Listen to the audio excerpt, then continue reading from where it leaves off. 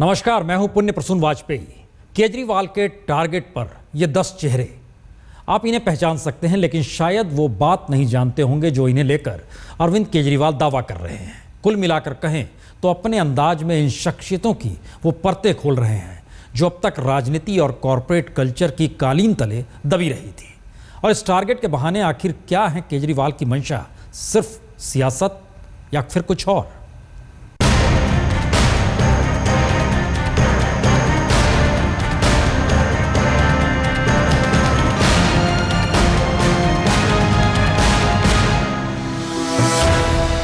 सियासत हो या कूटनीति, कहावत तो एक तीर से 2 निशाने की है, लेकिन केजरीवाल तो लगता है सियासत की हर कहावत का ही मंसूबा बदलने पर आमादा है। केजरीवाल के हाथ तीर एक ही है, भ्रष्टाचार और बेईमान नीयत का। मगर गौर कीजिए एक तीर के निशानों पर। देखिए केजरीवाल का टारगेट 10।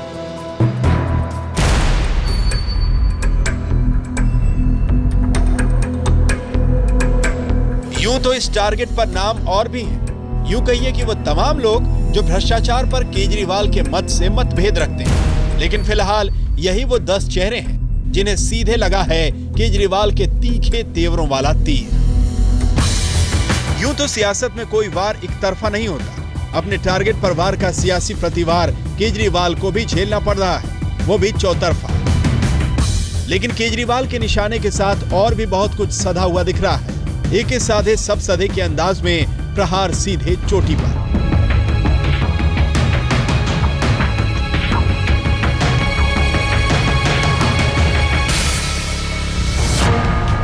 केजरीवाल का टारगेट नंबर 1 नरेंद्र मोदी। जिस चुनावी गहमागहमी में मोदी की चाय सबसे गर्म हो, चुनावी लहर प्रचारित प्रसारित इतनी कि मोदी पूरी पार्टी का ही पर्याय बन गया। उन्हें एक तीर से साधना आसान नहीं, वो भी आम आदमी पार्टी जैसे दल के लिए, जिसकी अपनी इकलौती सरकार का कोई ठिकाना नहीं।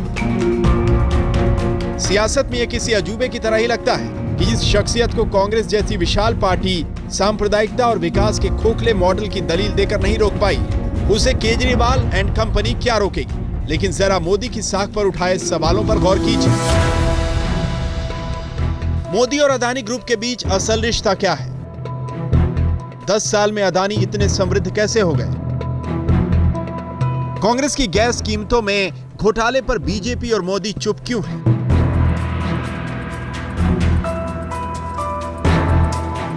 मोदी के चुनाव प्रचार के लिए पैसा कहां से आ रहा है? इसे लेकर बीजेपी को क्या पारदर्शिता नहीं बरतनी चाहिए?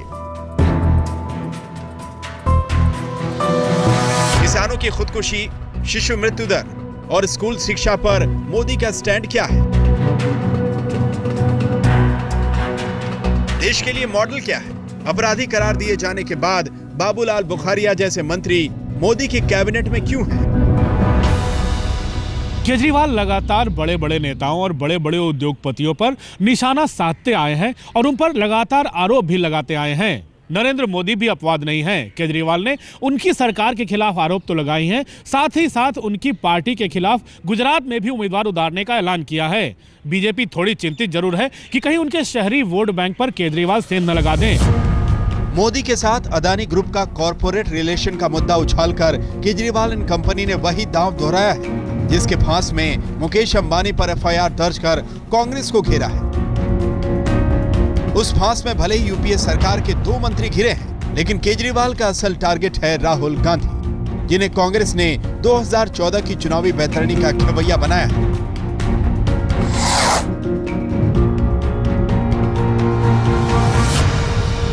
राहुल गांधी और नरेंद्र मोदी का जो नाम है वो इसलिए है क्योंकि लोगों की राय ये थी सदन के अंदर, ये वो लोग हैं जो उन पार्टियों का नेतृत्व करते हैं जिनके ये लिस्ट भ्रष्टाचारियों की है, यानी भ्रष्टाचारियों को संरक्षण देते हुए आगे बढ़ रहे हैं, उसी राजनीति को आगे बढ़ा रहे हैं। राहुल गांधी को अपने टारगेट पर तभी ले लिया था जब कुमार विश्वास ने उन्हें अमेठी में चुनाव लड़ने के लिए ललकारा था।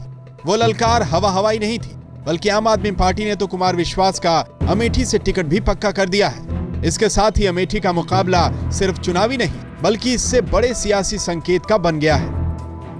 अरविंद केजरीवाल के लिए राहुल गांधी के खिलाफ मोर्चा खोलना सबसे ज्यादा जरूरी है, क्योंकि बीजेपी लगातार उन पर यह आरोप लगाती रही है कि आम आदमी पार्टी दरअसल कांग्रेस की ही बी टीम है, जिसे नरेंद्र मोदी को कमजोर करने के लिए खड़ा किया गया है। इसलिए केजरीवाल ने न सिर्फ राहुल गांधी के खिलाफ लोकसभा चुनाव में अपना उम्मीदवार उतारा है, बल्कि वो मौका देखकर रॉबर्ट वड्रा पर भी हमला करने से नहीं चूकते हैं। ये तो सिर्फ केजरीवाल के सियासी टारगेट है। भ्रष्टाचार के तीर पर निशाने अभी और भी हैं, जिनके वार से बदल सकती है 2014 की चुनावी राजनीति। बालकृष्ण के साथ अमिताभ सिन्हा, दिल्ली आज तक। बात निकली है तो दूर तलक जाएगी और इस देश में सियासत कैसे चलती है यह भी बताई जाएगी। यह केजरीवाल का अंदाज है। पॉलिटिक्स के बाद अब देखिए देश के सबसे बड़े कॉर्पोरेट घराने पर वार। मुकेश अंबानी जी, ठोस आंकड़ों के साथ एफआईआर और इसकी फांस में केंद्रीय मंत्री की छटपटाहट।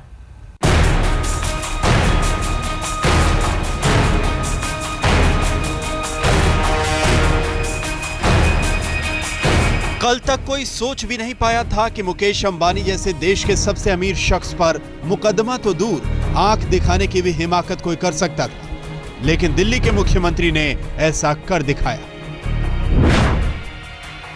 केजरीवाल का टारगेट नंबर 3, मुकेश अंबानी। और भ्रष्टाचार की गंगा सबसे ऊपर से शुरू होती है।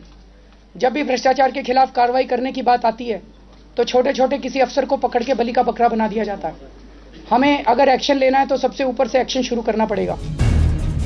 अब इसे चोटी पर चोट करने की रणनीति कहिए या कुछ और, मगर देखिए अरविंद केजरीवाल की हिम्मत भी। देश की 4 हस्तियों की शिकायत को आधार बनाकर ऐसी घेराबंदी की कि रिलायंस जैसी कंपनी सिर्फ आरोपों का खंडन कर रह गई, मगर आरोप ऐसे हैं जिनसे सिर्फ खंडन कर नहीं बचा जा सकता। कंपनी ने जानबूझकर देश में बढ़ाई गैस की किल्लत। टारगेट का 18% प्रोडक्शन देने से बढ़ा आयात करने की वजह से गैस की कीमतें बढ़ी। केंद्रीय मंत्रियों से मिलकर गैस के दाम 2 गुने करवाए। 1 अप्रैल से दाम $8 प्रति यूनिट करने पर लगवाई मुहर। फैसले से रिलायंस को होता 54,000 करोड़ का फायदा। और आरोप ये लगाया गया है कि चुनाव के जस्ट पहले, कुछ महीने पहले, ये $8 के दाम जो दिए गए, क्या इसका मतलब कि कांग्रेस को कुछ पैसा पहुंचा? इसमें आरोप है कि बाकी विपक्षी पार्टियां चुप हैं, तो क्या विपक्षी पार्टियों को भी पैसा पहुंचा? क्या इसी वजह से कुछ मीडिया वालों को पैसा पहुंचा? तो आज ये कंप्लेंट हमारे पास एंटी करप्शन ब्रांच में आई है और आज हमने एंटी करप्शन ब्रांच को आदेश दिए हैं कि इसमें क्रिमिनल केस फाइल किया जाए। केजरीवाल ने देश के सबसे बड़े उद्योगपति के खिलाफ केस दर्ज कराया तो उन्हें भी एहसास होगा कि इसे अदालत में साबित करना आसान नहीं है।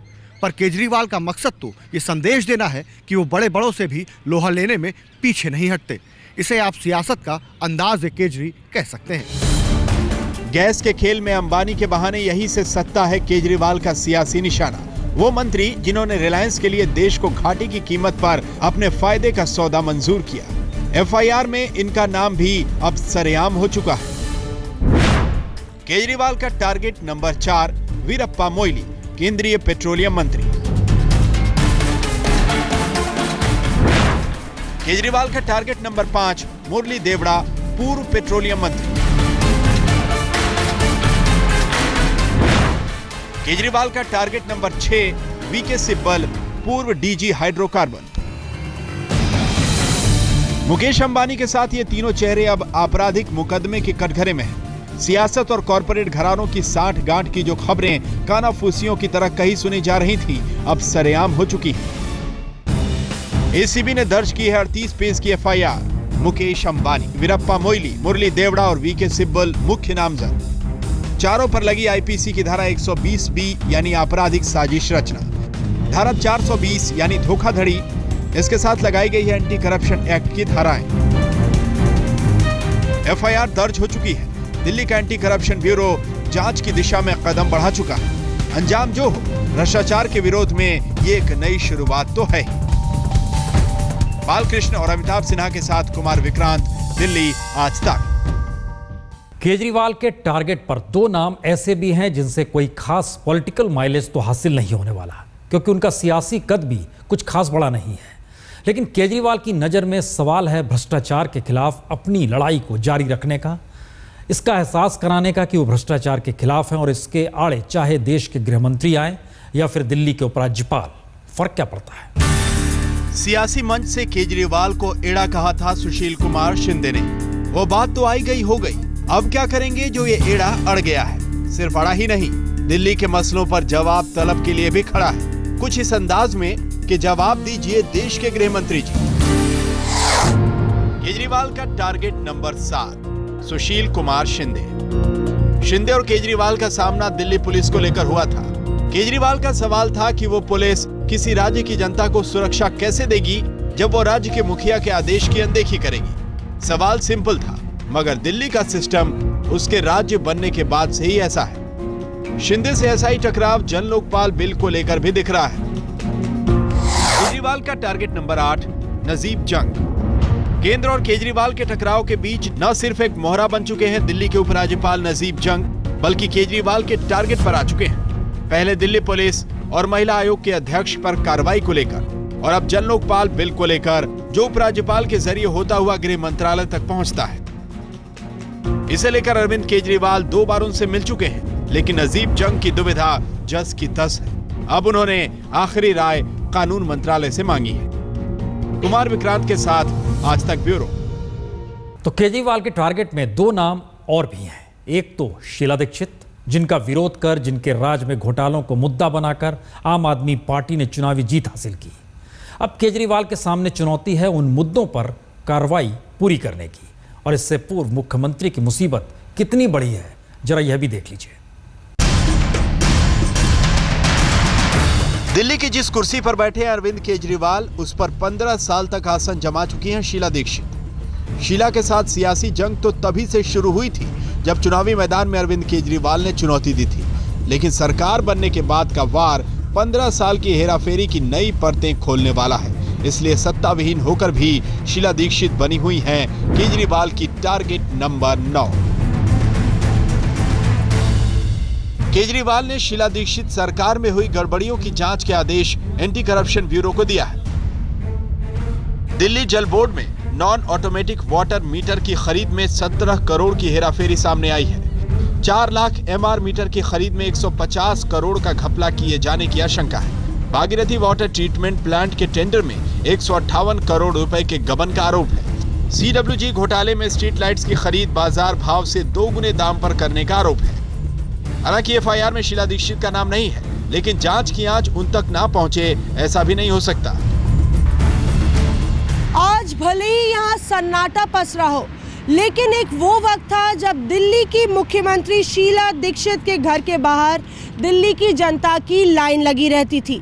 शीला दीक्षित दिल्ली की उन कद्दावर नेताओं में से थी जिनका नाम पार्टी से बड़ा था, लेकिन अरविंद केजरीवाल ने शीला के गढ़ में उनको चारों खाने चित करके ये साबित कर दिया कि केजरीवाल का वार खाली नहीं जाएगा।